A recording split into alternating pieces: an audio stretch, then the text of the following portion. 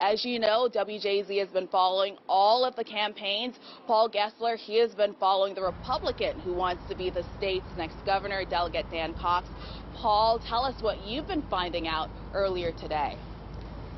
I've enjoyed great coverage as always. Delegate Cox started his day voting at an elementary school in Frederick County. He says he's touring polling places across the state before he eventually winds up here in Anne Arundel County down in Annapolis for a watch party later on tonight. Now, he voted alongside his wife at that elementary school today. He said last night that his kids were out putting campaign signs up still, even on election eve. Delegate Cox is here in large part due to his support for and endorsement from former President Donald Trump.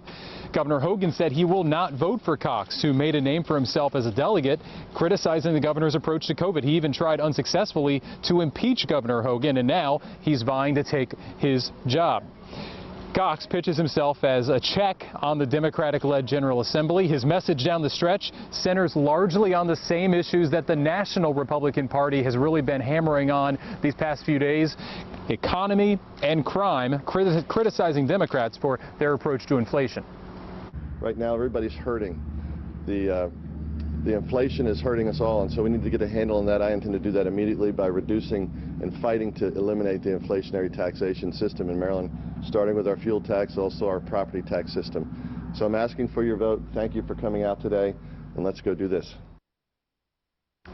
Now, Wes Moore, by large accounts, by fundraising and polling, is a big favorite in this race. Dan Cox, an underdog when it comes to polling, as Abijoy Burnett just mentioned, polling anywhere between 20 and 30 points down on the Democrat Wes Moore. Moore also out-fundraised Dan Cox by almost 10-1.